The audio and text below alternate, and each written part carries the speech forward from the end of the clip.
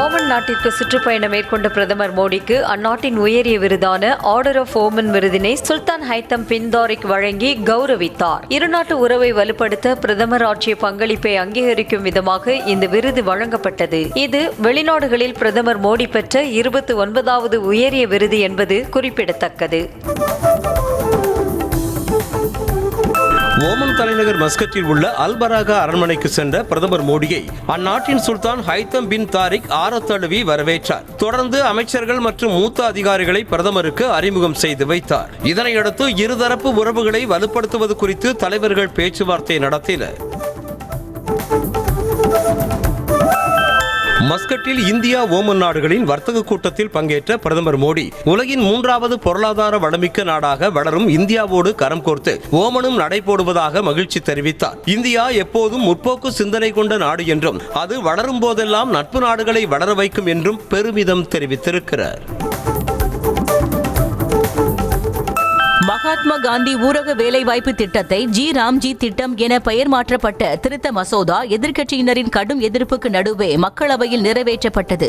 100 நாள் வேலைவாய்ப்பு என்பது 125 நாட்களாக உயர்த்தப்பட்டாலும் 100% மத்திய அரசு நிதியளித்து வந்த இந்த திட்டத்திற்கு இனி மாநில அரசுகள் 40% நிதி அளிக்கும் வகையில் மாற்றி அமைக்கப்பட்டுள்ளது.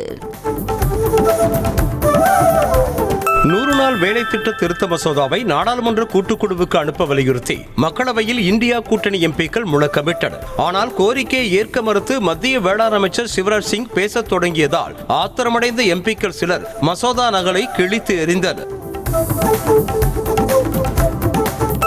மகாத்மா காந்தியின் பெயரை எடுத்துவிட்டு ராம்ஜி என்ற பெயரில் ஊரக வேலை திட்டத்தை செயல்படுத்துவதற்கு எதிர்ப்பு தெரிவித்து நாடாளுமன்ற வளாகத்தில் எதிர்க்கட்சி எம்பிக்கள் அனைவரும் ஒன்று கூடி கண்டன பேரணி நடத்தினர். மகாத்மா காந்தியின் பெயரை நீக்குவதன் மூலம் அவரை மத்திய அரசு அவமதிப்பதை ஒருபோதும் அனுமதிக்க மாட்டோம் என திட்டவட்டமாக கூறினர். ஊரக வேலை திட்டத்தில் குளறுபடிகளை செய்து ஏழை மக்களின் உரிமையை மோடி அரசு பறித்துவிட்டதாக காங்கிரஸ் தலைவர் கார்கே குற்றம் சாட்டினார். நாடாளுமன்ற வளாகத்தில் செய்தியாளர்களை சந்தித்த அவர் நாட்டின் மூலை முடுக்குகள் வரை சென்று தொடர் போராட்டங்களை நடத்தி காந்தி பெயரிலான திட்டத்தை மீட்டெடுக்கும் வரை ஓய போவது இல்லை என அறுதியிட்டு கூறினார். 100 நாள் வேலை திட்டத்தில் மக்களை காக்க குரல் கொடுக்க சொன்னால் டெல்லியை குளிர்விக்க எதிர்க்கட்சி தலைவர் எடப்பாடி பழனிசாமி அறிக்கை விட்டுள்ளதாக முதலமைச்சர் மு.க.ஸ்டாலின் விமர்சித்துள்ளார். அவர் வெளியிட்டுள்ள எக்ஸ் தள பதிவில் இந்த திட்டத்தில் ஏழைகளின் வயிற்றில் அடிக்கும் மத்திய அரசுக்கு இபிஎஸ் ஒத்து ஊதுவதாக காட்டமாக சாடியுள்ளார். மகாத்மா காந்தி ஊரக வேலைவாய்ப்பு உறுதி திட்டம் 100 நாட்களிலிருந்து 150 நாட்களாக உயர்த்தப்படும் என்ற வாக்குறுதியை திமுக நிறைவேற்றாதது ஏன் என எதிர்க்கட்சித் தலைவர் எடப்பாடி பழனிசாமி கேள்வி எழுப்பியுள்ளார். 100 நாள் வேலை திட்டம் தொடர்பாக முதல்வர் வெளியிட்ட எக்ஸ் தள பதிவில் இது குறித்து ஏன் குறிப்பிடவில்லை என்றும் வினவியுள்ளார். ஏழைகளை காப்பாற்றி வந்த 100 நாள் வேலை திட்டத்திற்கு மூடு விழா நடத்துவதற்கு இபிஎஸ் வரவேற்பு பத்திரம் வாசிப்பது மன்னிக்க முடியாத குற்றம் என முதலமைச்சர் மு.க.ஸ்டாலின் கண்டனம் தெரிவித்துள்ளார். 100 நாட்கள் வேலை உத்தரவாதம் என்ற சட்டம் இருந்தபோதே பாஜக ஆட்சியில் 25 நாட்கள் தான் வேலை கிடைத்ததாகவும் அவர் குற்றம் சாட்டினார். விபிஜி ராம்ஜி மசோதா இந்தியாவின் கிராமப்புற மக்களுக்கு முற்றிலும் எதிரானது என திமுக எம்பி கனிமொழி கண்டனம் தெரிவித்திருக்கிறார். நாடாளுமன்ற வளாகத்தில் செய்தியாளர்களை சந்தித்த அவர் மக்களின் வேலைவாய்ப்பு மற்றும் மாநிலங்களின் உரிமைகளை பறிக்கும் விதமாக விபிஜி ராம்ஜி மசோதா உள்ளதாக சாடினார். தேசிய ஊரக வேலைவாய்ப்பு திட்டத்தில் காந்தி பெயரை நீக்குவதை கண்டித்து தமிழ்நாடு காங்கிரஸ் கட்சி தலைவர் செல்வ பெருந்தகை தலைமையில் சென்னை அண்ணா சாலையில் கண்டன ஆர்ப்பாட்டம் நடைபெற்றது. இதில் திமுக உள்ளிட்ட இந்தியா கூட்டணி கட்சி தலைவர்கள் கலந்து கொண்டு கண்டன முழக்கங்களை எழுப்பினர். தந்தை பெரியாரின் பெயரை சொல்லி அவரது கொள்கைகளுக்கு எதிராக திமுக அரசு செயல்படுவதாக தவேக தலைவர் விஜய் குற்றம் சாட்டினார். ஈரோடு விஜயமங்கலத்தில் நடந்த மக்கள் சந்திப்பு கூட்டத்தில் உரையாற்றிய அவர் பெரியாரின் பெயரை கூறிக்கொண்டு தயவு செய்து கொள்ளையடிக்காதீர்கள் என்று வலியுறுத்தினார்.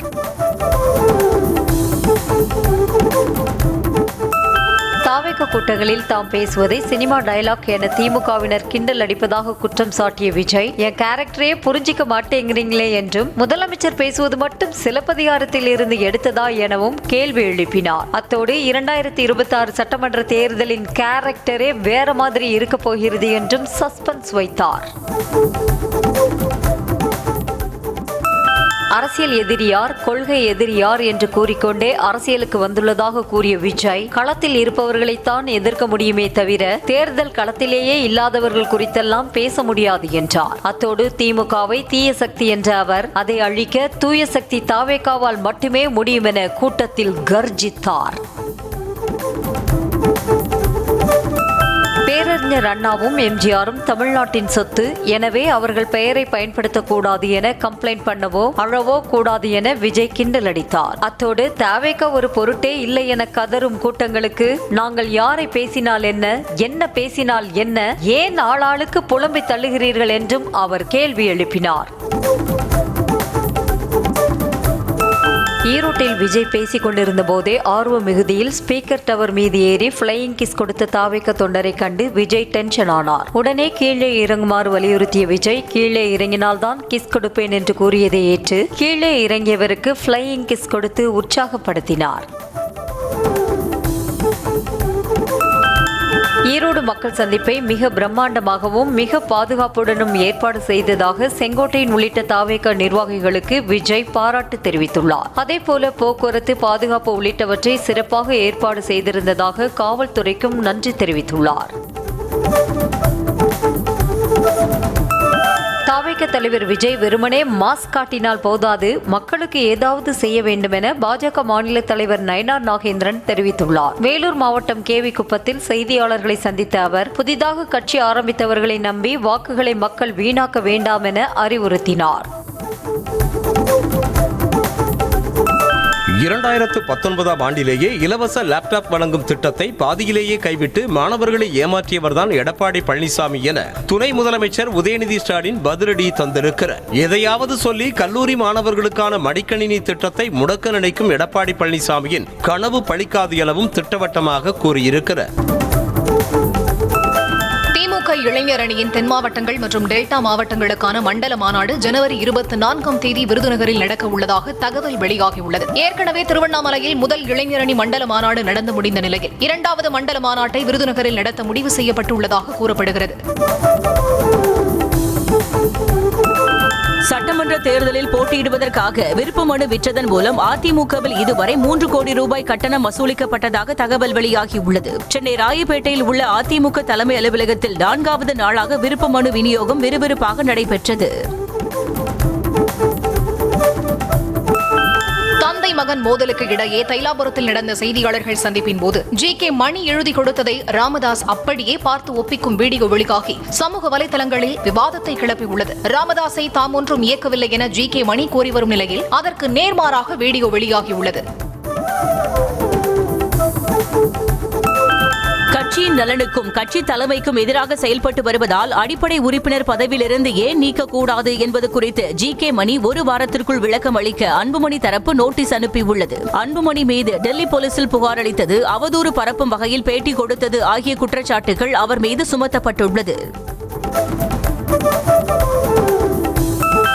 சென்னையில் ஆபரண தங்கத்தின் விலை மீண்டும் உயர்ந்துள்ளது. அதன்படி 22 கேரட் தங்கம் கிராமுக்கு 40 ரூபாய் உயர்ந்து 12,440 ரூபாய்க்கும், சவரன் 320 ரூபாய் உயர்ந்து 99,520 ரூபாய்க்கும் விற்பனை செய்யப்படுகிறது. வெள்ளி விலை கிராமுக்கு 2 ரூபாய் உயர்ந்து 224 ரூபாய்க்கு விற்பனை செய்யப்படுகிறது.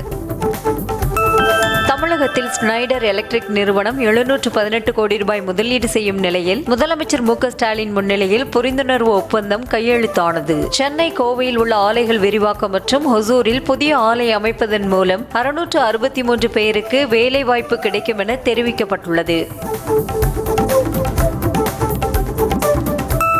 கிடப்பில் உள்ள கலைஞர் பல்கலைக்கழக மசோதா மீது நடவடிக்கை எடுக்க வலியுறுத்தி முதலமைச்சர் மு.க. ஸ்டாலின் எழுதிய கடிதத்தை குடியரசுத் தலைவர் மாளிகையில் திமுக கூட்டணி எம்பிக்கள் வழங்கினர். பின்னர் பேட்டியளித்த அவர்கள், விளையாட்டு பிள்ளை போல செயல்படும் ஆளுநருக்கு மசோதாவை திருப்பி அனுப்பி அறிவுரை வழங்க வேண்டும் என கேட்டுக் கொண்டனர்.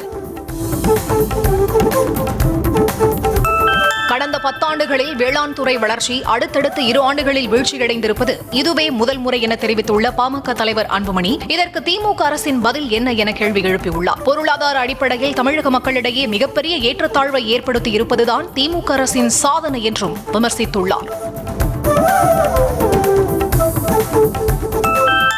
திருப்பூர் சின்னக்காளிப்பாளையத்தில் மாநகராட்சி கழிவுகளை கொட்டுவதற்கு எதிர்ப்பு தெரிவித்து நடந்த போராட்டத்தில் ஆதரவு தெரிவிக்க சென்ற பாஜக முன்னாள் மாநில தலைவர் அண்ணாமலையை போலீசார் கைது செய்தனர். ஒரு மாதமாக பொதுமக்கள் போராட்டம் நடத்தி வரும் நிலையில் அனுமதியின்றி போராட்டத்தில் ஈடுபட முயன்றதாக அண்ணாமலை கைது செய்யப்பட்டார்.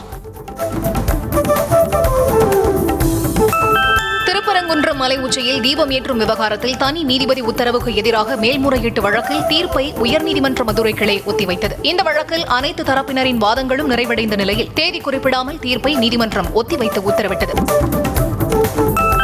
தமிழ்நாட்டில் காவல்துறை உயரதிகாரிகளின் வீடுகளில் காவலர் ஒருவர் கூட ஆர்டலிகளாக பணியில் இல்லை என சென்னை உயர்நீதிமன்றத்தில் தமிழக டிஜிபி அறிக்கை தாக்கல் செய்துள்ளார். சிறைத்துறையில் ஆர்டலி முறை ஒழிக்கப்பட்டதைப் போல சட்டம் ஒழுங்கு காவல் பிரிவிலும் ஆர்டலி முறை ஒழிக்கப்பட வேண்டும் என கூறிய நீதிபதிகள் ஆர்டலி முறையை பின்பற்றுவது குற்றம் என தெரிவித்தனர்.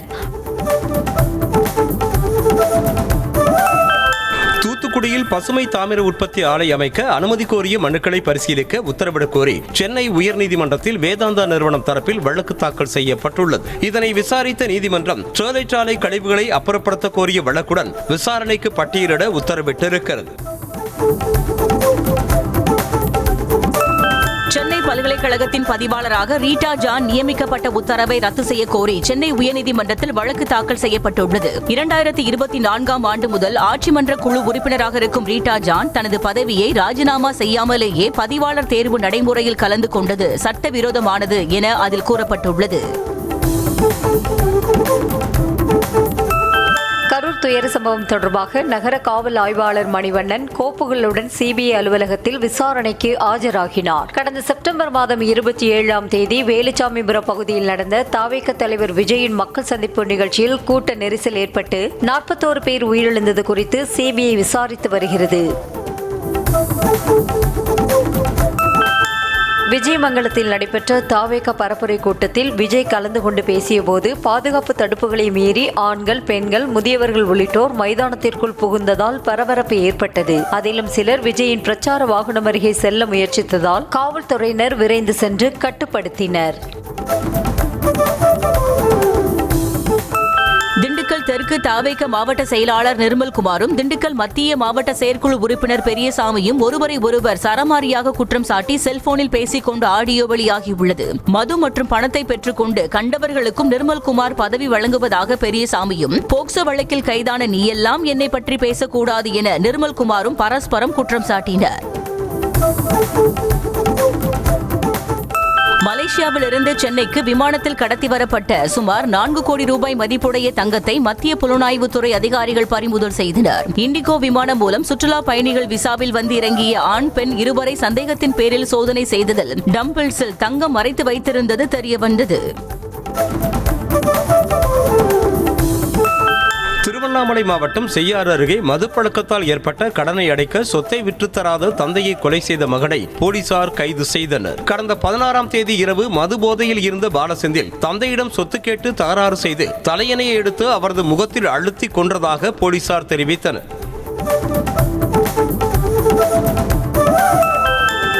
மாவட்டம் ஏரல் அருகே பள்ளி மாணவன் கடத்தப்பட்ட சம்பவத்தில் 3 சிறுவர்களை போலீசார் கைது செய்தனர். மதுபோதையில் இருசக்கர வாகனத்தை வேகமாக ஓட்டியதை தங்கசாமி என்பவர் கண்டித்ததால் ஆத்திரத்தில் அவரது மகனை கடத்தி சென்ற நிலையில் போலீசார் தேடுவதை அறிந்ததும் பாதி வழியில் இறக்கிவிட்டு தப்பிச் சென்றனர். சிவகங்கை மாவட்டம் திருப்பாச்சேத்தி அருகே 17 வயது சிறுவன் ஓட்டி சென்ற இருசக்கர வாகனம் மோதி படுகாயமடைந்த 5 வயது சிறுமி மருத்துவமனையில் சிகிச்சை பலனின்றி உயிரிழந்தார். ராமர் பிரியா தம்பதியின் 5 வயது குழந்தை தன்ஷிகாவும் மற்றொரு சிறுமியுடன் விளையாடிக் கொண்டிருந்த போது சிறுவன் ஓட்டி வந்த வாகனம் மோதியதில் அவர் தூக்கி வீசப்பட்டார். மயிலாடுதுறையில் தெருநாயில் சண்டையிட்டுக் கொண்டு இருசக்கர வாகனத்தில் விழுந்ததில் சிறுமிகள் 2 அவர்களது பெற்றோர் என 4 பேர் காயமடைந்தனர். பாரதி ராஜா சுகன்யா தம்பதி தங்களது மகள்களுடன் புல்லட் இருசக்கர வாகனத்தில் சென்றபோது சாலையில் சண்டையிட்டுக் கொண்டிருந்த தெருநாய்கள் பைக்கில் விழுந்ததில் விபத்து ஏற்பட்டது. சென்னை முகப்பேர் பகுதியில் மதுபோதையில் தகராறு செய்துவிட்டு வீட்டின் மீது பெட்ரோல் குண்டு வீசிய இளைஞர்கள் 4 பேரில் ஒருவரை போலீசார் கைது செய்தனர். வேணுகோபால்சாமி தெரு பகுதியில் வசிக்கும் ஜமீலா என்பவரது உறவினரான பிரபாகரன் என்பவரோடு அப்பகுதியைச் சேர்ந்த இளைஞர்கள் சிலர் தகராறு செய்துவிட்டு கொலை மிரட்டல் விடுத்து சென்றதாக கூறப்படுகிறது. தமிழ்நாடு நுகர்பொருள் வாணிப கழக பொது மேலாளரை கண்டித்து சென்னை கோயம்பேட்டில் உள்ள தலைமை அலுவலகத்தில் ஊழியர்கள் 300க்கும் மேற்பட்டோர் முற்றுகை போராட்டத்தில் ஈடுபட்டனர். பொது மேலாளர் ராதாகிருஷ்ணன் பணியின் போது பெண் ஊழியர்களிடம் தகாத வார்த்தையில் பேசுவதாக பகீர் புகாரை முன்வைத்து போராட்டம் நடத்தினர். சேலம் மாவட்டம் நங்கவள்ளியில் பேரூராட்சி பொறுப்பு செயல் அலுவலர் ஒழுங்காக பணிக்கு வருவதில்லை என புகார் தெரிவித்து கவுன்சிலர்கள் தர்ணா போராட்டத்தில் ஈடுபட்டனர். பொறுப்பு செயல் அலுவலர் நாகேஷ் ஒழுங்காக பணிக்கு வராததால் வார்டுகளில் உள்ள பிரச்சனைகள் குறித்து பேச முடிவதில்லை என குற்றம் சாட்டினர். நெல்லையில் நீதிமன்றங்களில் இ-ஃபைலிங் முறையை கட்டாயமாக்குவதை கண்டித்து மாவட்ட நீதிமன்றம் முன்பு வழக்கறிஞர்கள் நூதன முறையில் போராட்டம் நடத்தினர். இ-ஃபைலிங் முறையை நடைமுறைப்படுத்தும் முன்பு தேவையான உட்கட்டமைப்பு வசதிகள், தொழில்நுட்ப வசதிகள், உரிய அடிப்படை வசதிகளை செய்ய வேண்டும் என கூறி கணினிகளை உடைத்து போராட்டம் நடத்தினர். தென்காசி மாவட்டம் கடையநல்லூரில் அடிப்படை வசதிகளை செய்து தரக்கோரி நகராட்சி அலுவலகத்தை முற்றுகையிட்டு பொதுமக்கள் போராட்டம் நடத்தினர். சாலை வசதி, தெரு விளக்குகள், கழிவுநீர் கால்வாய் போன்ற அடிப்படை வசதிகளை செய்து தரக்கோரி பலமுறை மனு அளித்தும் நடவடிக்கை எடுக்கவில்லை என பொதுமக்கள் குற்றம் சாட்டினர். பரமக்குடியில் விபத்தில் உயிரிழந்தவரின் குடும்பத்திற்கு இழப்பீடு வழங்காததால் அரசு பேருந்தை நீதிமன்ற ஊழியர்கள் ஜப்தி செய்தனர். 2022ஆம் ஆண்டு அரசு பேருந்து மோதியதில் சங்கர நாராயணன் என்பவர் உயிரிழந்த நிலையில் அவரது குடும்பத்திற்கு 18 லட்சம் ரூபாய் இழப்பீடு வழங்க பரமக்குடி உரிமையில் நீதிமன்றம் உத்தரவிட்டிருந்தது. மதுரை திருமங்கலம் அருகே கல்குவாரிகளை ரத்து செய்ய கோரி நடந்த போராட்டத்தில் கலந்து கொண்ட பெண்கள் உட்பட 202 பேர் மீது 2 பிரிவுகளின் கீழ் வழக்கு பதிவு செய்யப்பட்டுள்ளது. திருமங்கலத்தை அடுத்த கல்லணை, தூம்பக்குளம், டீப்புதூர் உள்ளிட்ட கிராமங்களில் செயல்படும் கல்குவாரிகளால் நிலத்தடி நீர் ஆதாரம் பாதிக்கப்படுவதாக கூறி போராட்டம் நடைபெற்றது. மதுரை மாவட்டம் பாலமேட்டில் கண்மாய்களின் கரைகளை பராமரிப்பதற்கு அனுமதி வாங்கிவிட்டு சட்டவிரோதமாக கிராவல் மண் திருடப்படுவதாக புகார் எழுந்துள்ளது. இதனால் நிலத்தடி நீர் குறைந்து விவசாயம் பாதிக்கப்படும் அபாயம் உள்ளதாக தெரிவித்துள்ள விவசாயிகள் அதிகாரிகளும் கண்டும் காணாமல் இருப்பதாக குற்றம் சாட்டியுள்ளனர். தேனி மாவட்டம் குமிளியில் 5 கோடியே 50 லட்சம் ரூபாய் செலவில் கட்டப்பட்டுள்ள பணிமனையுடன் கூடிய புதிய பேருந்து நிலையத்தை அமைச்சர்கள் சிவசங்கர் மற்றும் ஐ. பெரியசாமி திறந்து வைத்தனர். தங்கும் விடுதி, கடைகள், கழிவறைகள், ஓட்டுநர்கள் மற்றும் நடத்துனர்கள் தங்க ஓய்வறைகள் உள்ளிட்ட பல்வேறு வசதிகளுடன் பேருந்து நிலையம் கட்டப்பட்டுள்ளது. அரியலூர் மாவட்டம் இளையூர் கிராமத்தில் உள்ள காசி விஸ்வநாதர் கோயிலில் மரகதலிங்கத்தை திருடிய மர்ம நபர்களை போலீசார் தேடி வருகின்றனர். புதன்கிழமையன்று பிரதோஷ வழிபாட்டிற்கு பிறகு கோயிலை பூட்டிவிட்டு சென்ற பூசாரி காலை வழக்கம் போல பூஜை செய்ய வந்தபோது மரகதலிங்கம் மாயமானது தெரிய வந்தது. தூத்துக்குடி மாவட்டம் திருச்செந்தூர் கடற்கரையில் பாதுகாப்புக்காக அமைக்கப்பட்ட தடுப்பு கம்புகள் மண் அரிப்பு காரணமாக பிடிமானம் இன்றி எந்த நேரத்திலும் விழும் அபாயத்தில் உள்ளது. கடல் சீற்றம் காரணமாக மண் அரிப்பு ஏற்பட்டு சுமார் 6 அடி ஆழ பள்ளம் ஏற்பட்டதை அடுத்து அங்கு பேரிகார்டுகளை வைத்து பாதுகாப்பு பணிக்கு போலீசார் நிறுத்தப்பட்டனர். மயிலாடுதுறையில் தனியார் பள்ளி வாகனங்கள் மோதிக்கொண்ட விபத்தில் 27 மாணவர்கள் உள்காயங்களுடன் மருத்துவமனையில் அனுமதிக்கப்பட்டனர். பல்வேறு பள்ளிகளைச் சேர்ந்த மாணவர்களை ஏற்றிக் கொண்டு வந்த தனியார் வேன் CBSE பள்ளி வேன் மீது மோதியது. இதில் மாணவர்கள் காயமடைந்த நிலையில் பெற்றோர்கள் பதறி துடித்து மருத்துவமனையில் குவிந்தனர். சிவகங்கை மாவட்டம் திருப்பத்தூர் அருகே கண்டரமாணிக்கம் பகுதியில் நமக்கு நாமே திட்டத்தின் கீழ் 80 லட்சம் ரூபாய் மதிப்பீட்டில் கட்டப்பட்ட ஆரம்ப சுகாதார நிலைய கூடுதல் கட்டடம் திறப்பதற்கு முன்பே சேதமடைந்ததாக புகார் எழுந்துள்ளது. தரமில்லாத கட்டடத்தை கட்டிய ஒப்பந்ததாரர் மீது நடவடிக்கை எடுக்க வேண்டும் என பொதுமக்கள் கோரிக்கை விடுத்துள்ளனர். காரைக்கால் மாவட்டம் திருநள்ளாறு அருகே சுரக்குடியில் ரயில்வே கேட்டுகளில் ஒன்றில் கோளாறு ஏற்பட்டதால் வாகனங்கள் தண்டவாளத்திலேயே நிற்கும் நிலை ஏற்பட்டது. ஒரு பக்க கேட்டு மட்டும் திறந்து வாகனங்கள் வந்த நிலையில் மறுபக்கம் கேட்டு திறக்காததால் போக்குவரத்து பாதிக்கப்பட்டது. அடிக்கடி பழுதாகும் கேட்டை சரி செய்ய வாகன ஓட்டிகள் கோரிக்கை விடுத்துள்ளனர். கள்ளக்குறிச்சி மாவட்டம் உளுந்தூர்பேட்டை அருகே பாதூரில் பாதியில் நிறுத்தப்பட்ட சாலை பணிகளை மீண்டும் துவங்க வலியுறுத்தி கிராம மக்கள் ஊராட்சி மன்ற அலுவலகத்தை முற்றுகையிட்டனர். பணி தொடங்கி கருங்கல் ஜல்லி போடப்பட்ட நிலையில் திமுக நிர்வாகிகளுக்கு இடையே உள்ள போட்டியால் பணி நிறுத்தப்பட்டதாக கூறப்படுகிறது. வேலூர் மாவட்டம் குடியாத்தத்தில் அரசு பேருந்தில் மதுபோதையில் ஓட்டுநர் மற்றும் நடத்துனரிடம் ரகளையில் ஈடுபட்டு அவர்களை தாக்க முயன்ற இளைஞரை போலீசார் தேடி வருகின்றனர். வளத்தூர் செல்லும் அரசு பேருந்தில் நடந்த இந்த சம்பவம் குறித்து ஓட்டுநர் மனோகரன் மற்றும் நடத்துனர் அளித்த புகாரில் மேல்பட்டி காவல் நிலைய போலீசார் விசாரித்து வருகின்றனர். தஞ்சாவூர் மாவட்டம் அம்மாபேட்டை அருகே மதுபோதையில் ஒருமையில் பேசி வம்பிழுத்தவர்களை மீன் வெட்டும் கத்தியால் வெட்டிய இளைஞர் கைதான நிலையில் படுகாயமடைந்த இருவரில் ஒருவர் சிகிச்சை பலனின்றி உயிரிழந்தார். கீழவஸ்தா சாவடியைச் சேர்ந்த சிராஜுதீன், ரியாஸ்கான் ஆகியோர் மது அருந்திய போது அவ்வழியாக சென்ற பிரதீப் என்பவரை ஒருமையில் பேசி வம்பிழுத்ததால் ஆத்திரமடைந்த பிரதீப் இருவரையும் மீன் வெட்டும் கத்தியால் வெட்டினார். திருவனந்தபுரத்திற்கு கடத்தப்பட இருந்த 18 கிலோ கஞ்சா திருநெல்வேலி ரயில் நிலையத்தில் பறிமுதல் செய்யப்பட்டது. போலீசாருக்கு வந்த ரகசிய தகவலின் பேரில் நேற்று இரவு திருநெல்வேலிக்கு வந்த குருவாயூர் எக்ஸ்பிரஸ் ரயிலை சோதனையிட்டதில் 18 கிலோ கஞ்சா வைத்திருந்த ஜார்க்கண்ட் மாநிலத்தைச் சேர்ந்த மூவர் கைது செய்யப்பட்டனர். செங்கல்பட்டு மாவட்டம் புத்தூர் கிராமத்தில் ஜோசியம் பார்ப்பது போல நடித்து மூதாட்டியிடம் நகை பணத்தை பறித்து சென்ற மர்ம நபரை போலீசார் தேடி வருகின்றனர். வள்ளியம்மாளின் வீட்டிற்கு ஜோசியம் பார்ப்பதாக கூறி நுழைந்த மர்ம நபர் குடும்பத்திற்கு சிலர் மாந்திரிகம் வைத்திருப்பதாகவும் நகை பணம் கொடுத்தால் அதனை நிவர்த்தி செய்து விடுவதாகவும் கூறியிருக்கிறார். தலைநகர் டெல்லியில் மிக மிக மோசம் என்ற அளவில் புகைமூட்டமாக மறைத்து காணப்படுவதால் மூச்சுவிட முடியாமல் மக்கள் சிரமம் அடைந்து வருகின்றனர். இதனால் டெல்லிக்குள் பழைய கார்கள் நுழையவும் காற்று மாசு சான்றிதழ் பெறாத வாகனங்களுக்கு எரிபொருள் நிரப்பவும் தடை விதிக்கப்பட்டுள்ளது. உலகின் 7 அதிசயங்களில் ஒன்றாக திகழும் தாஜ்மஹால் கடும் பனிமூட்டத்தால் காட்சி முனையில் இருந்து பார்க்கும்போது முற்றிலும் மறைந்து காணப்பட்டது. புகையுடன் பனிமூட்டமும் சேர்ந்து காலை நேரத்தில் தாஜ்மஹாலை மறைத்ததால் அதன் அழகை ரசிக்க முடியாமல் சுற்றுலா பயணிகள் ஏமாற்றமடைந்தனர். பணி நியமன ஆணை பெற வந்த பெண் மருத்துவரின் ஹிஜாபை விலக்கியதால் சர்ச்சையில் சிக்கியிருக்கும் பீகார் முதல்வர் நிதிஷ்குமாருக்கு ஆதரவாக மத்திய அமைச்சர் கிரிராஜ் சிங் கருத்து தெரிவித்திருக்கிறார். இது தொடர்பாக செய்தியாளர்கள் எழுப்பிய கேள்விக்கு பதிலளித்த அவர், நிதிஷ்குமார் செய்ததில் என்ன தவறு இருக்கிறது என்றார். சூரிய நமஸ்காரம் செய்வதில் இருந்து இந்திய இஸ்லாமியர்களை தடுப்பது எது என RSS மூத்த தலைவர் தத்தாத்ரேயா சம்பந்தமில்லாமல் கேள்வி எழுப்பியிருக்கிறார். உத்தரப்பிரதேச மாநிலத்தில் நடந்த நிகழ்ச்சி ஒன்றில் பேசிய அவர், ஆறுகளை தொழுவதும் சூரியனை நமஸ்கரிப்பதும் சூழல் நலனுக்காகத்தானே தவிர மத செயல்பாடு அல்ல என்றார். மகாராஷ்டிராவில் 1500 பேர் மட்டுமே வசிக்கும் கிராமம் ஒன்றில் 3 மாதங்களில் 27,000 குழந்தைகள் பிறந்ததாக அரசு ஆவணத்தில் பதிவு செய்யப்பட்டிருந்தது அதிர்ச்சியை ஏற்படுத்தியுள்ளது. விசாரணையில் அரசு இணையதளம் ஹேக் செய்யப்பட்டு பிறப்பு இறப்பு விவரங்களை போலியாக பதிவு செய்யப்பட்டுள்ளது தெரிய வந்துள்ளது.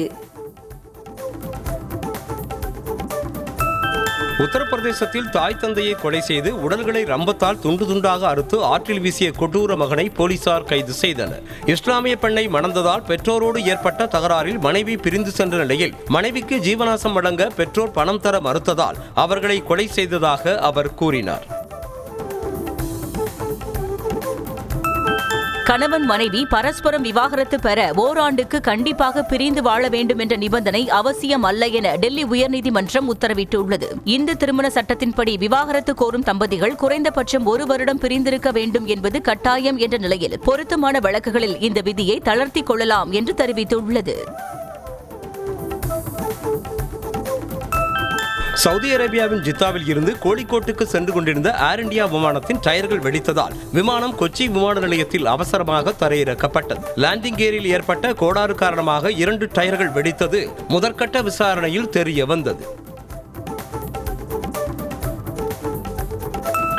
நாகாலாந்து மாநிலத்தில் ரயில் தண்டவாளத்தில் மஹிந்திரா தார் காரை ஓட்டி சென்ற 65 வயது முதியவரை ரயில்வே போலீசார் அதிரடியாக கைது செய்தனர். கார் ரயில் தண்டவாளத்தில் சிக்கிக் கொண்ட நிலையில் யாருக்கும் காயமோ சேதமோ ஏற்படவில்லை என தெரிகிறது. வாகனத்தை மீட்ட ரயில்வே போலீசார் இதுபோன்ற செயல்களில் ஈடுபடுவோர் மீது கடும் நடவடிக்கை எடுக்கப்படும் என எச்சரிக்கை விடுத்துள்ளனர்.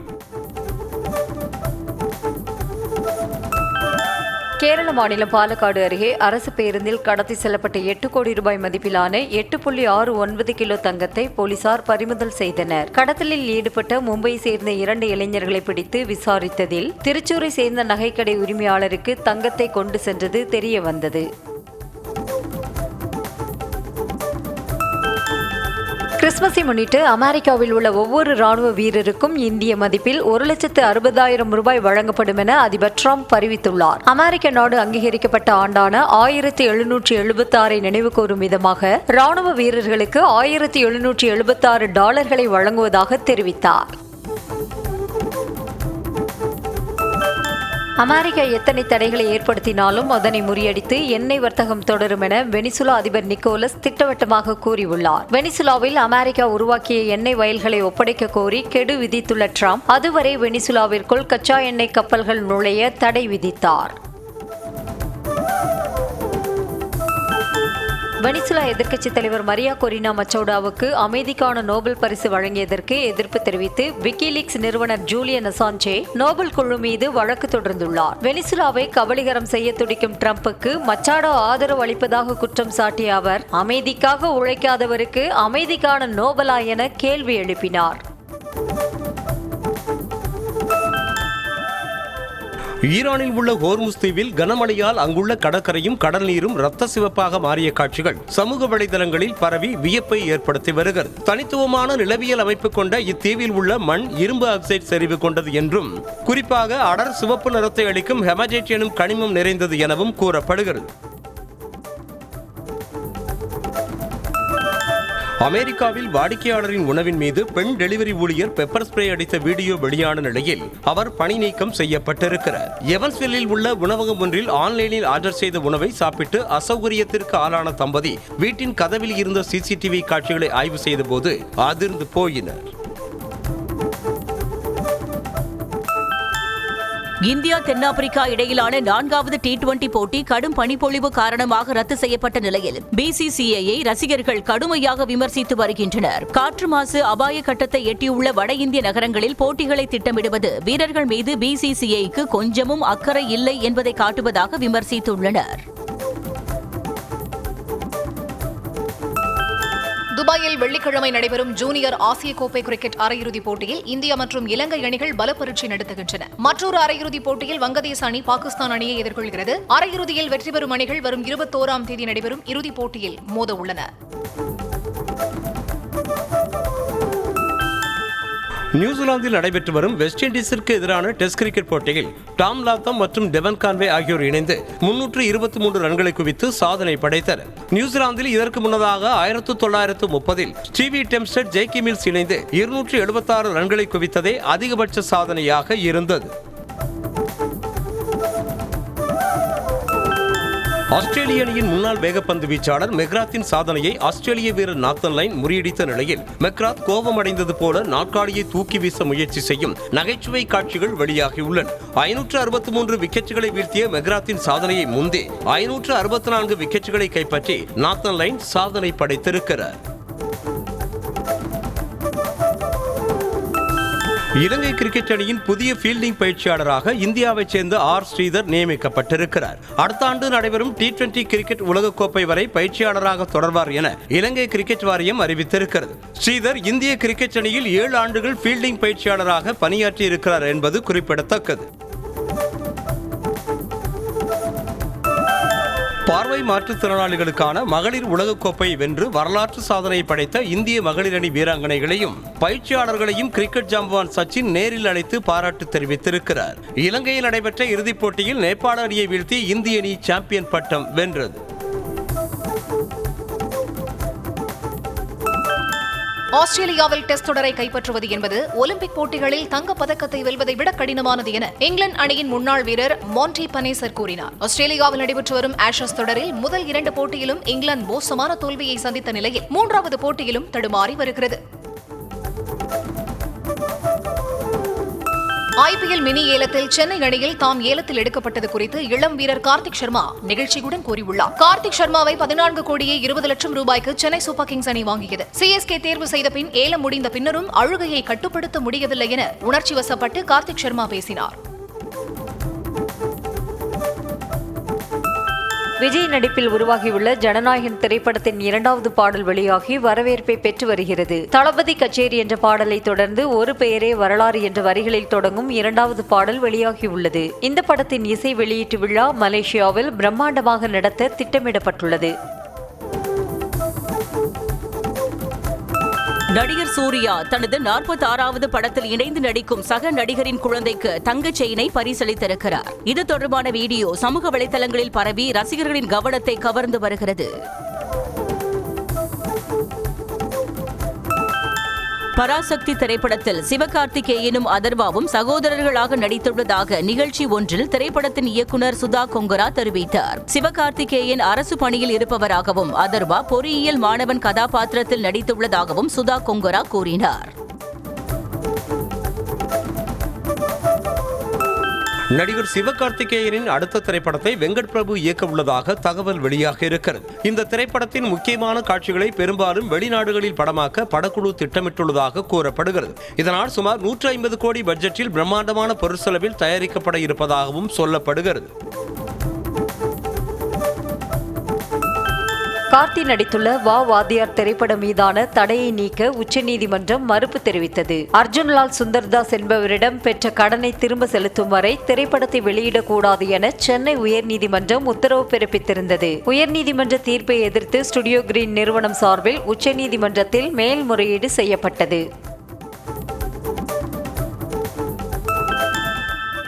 பல்வேறு சர்ச்சைகளுக்கு மத்தியில் ஆதித்யா தார் இயக்கத்தில் ரன்வீர் சிங் நடிப்பில் வெளியான துரந்தர் திரைப்படம் உலகளவில் 640 கோடி ரூபாய்க்கு மேல் வசூல் செய்து அசத்தி வருகிறது. திரைப்படத்தில் பாகிஸ்தானுக்கு எதிரான கருத்துக்கள் இருப்பதாக கூறி Bahrain, Kuwait, Oman, Qatar, Saudi Arabia ஆகிய 6 அரபு நாடுகள் தடை விதித்தது.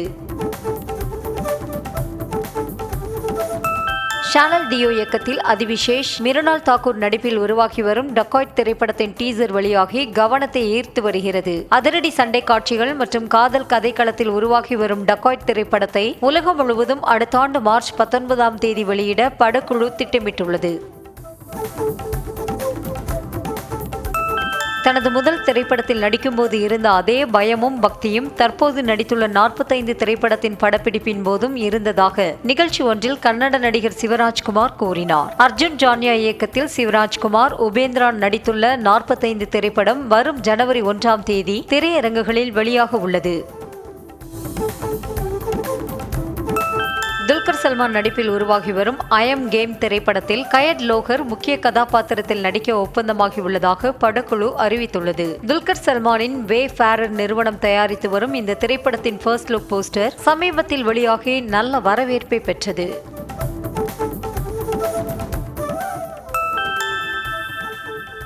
ஹைதராபாத்தில் பிரபாஸின் தி ராஜா சாப் திரைப்படத்தின் பாடல் அறிமுக நிகழ்ச்சிக்கு பின் திரும்பிய நடிகை நித்தி அகர்வால் காரில் ஏறும்போது ரசிகர்கள் சூழ்ந்து கொண்டு அத்துமீறலில் ஈடுபட்டதால் பரபரப்பு ஏற்பட்டது. காரில் ஏறியதும் நித்தி அகர்வால் கோபத்திலும் அதிருப்தியிலும் கத்திய காட்சிகள் வெளியாகியுள்ளது. 2029ஆம் ஆண்டு முதல் 2033ஆம் ஆண்டு வரை ஆஸ்கர் விருது வழங்கும் நிகழ்வின் உலகளாவிய ஒளிபரப்பு உரிமத்தை யூடியூப் நிறுவனம் பெற்றுள்ளது. இதற்காக யூடியூபில் பிரத்யேக டிஜிட்டல் தளம் ஒன்றும் உருவாக்கப்பட உள்ளதாக தெரிகிறது. ஆஸ்கர் விருது நிகழ்வை அமெரிக்காவின் ABC தொலைக்காட்சி தற்போது நேரடியாக ஒளிபரப்பி வருவது குறிப்பிடத்தக்கது. அடுத்த ஆண்டு அமெரிக்காவில் நடைபெறும் 98வது ஆஸ்கர் விருது விழாவிற்கு இந்தியா சார்பில் ஹோம் பவுண்ட் திரைப்படம் அனுப்பி வைக்கப்பட்டுள்ளது. நீரஜ் கைவான் இயக்கத்தில் இஷான் கட்டர், ஜான்வி கபூர், விஷால் ஜேத்வா ஆகியோர் இந்த திரைப்படத்தில் நடித்துள்ளனர். முன்னதாக கான்ஸ் திரைப்பட விழாவிலும் ஹோம் பவுண்ட் திரையிடப்பட்டு பாராட்டை பெற்றது. ராமநாதபுரம் மாவட்டம் ரகுநாதபுரம் கிராமத்தில் ஸ்ரீ வல்லப்பை ஐயப்பன் கோவில் மண்டல பூஜை மற்றும் ஆராட்டு விழாவை முன்னிட்டு கொடியேற்ற விழா வெகு சிறப்பாக நடைபெற்றது. தங்க முலாம் பூசப்பட்ட கொடிமரத்தில் கொடியேற்றப்பட்டதை தொடர்ந்து முகூர்த்த கால் நடப்பட்டது. இதில் ஏராளமான பக்தர்கள் கலந்து கொண்டு சுவாமி தரிசனம் செய்தனர். அனுமன் ஜெயந்தியை முன்னிட்டு சேலம் மாவட்டம் கைகாட்டி வெள்ளலார் பகுதியில் உள்ள ஸ்ரீராம பக்த ஆஞ்சநேயர் கோயிலில் பால்குட ஊர்வலம் வெகு சிறப்பாக நடைபெற்றது. பக்தர்கள் கொண்டு வந்த பாலை கொண்டு ஆஞ்சநேயருக்கு அபிஷேகம் செய்யப்பட்டு சிறப்பு பூஜைகள் நடைபெற்றன. புகழ்பெற்ற கச்சத்தீவு புனித அந்தோணியார் திருவிழா வரும் பிப்ரவரி 27ஆம் தேதி கொடியேற்றத்துடன் தொடங்க உள்ளதாக அதிகாரப்பூர்வ அறிவிப்பு வெளியாகியுள்ளது. அன்றைய தினம் சிலுவை பாதை மற்றும் திருப்பலியும் 28ஆம் தேதி தேர் பவனியும் நடைபெற உள்ளது.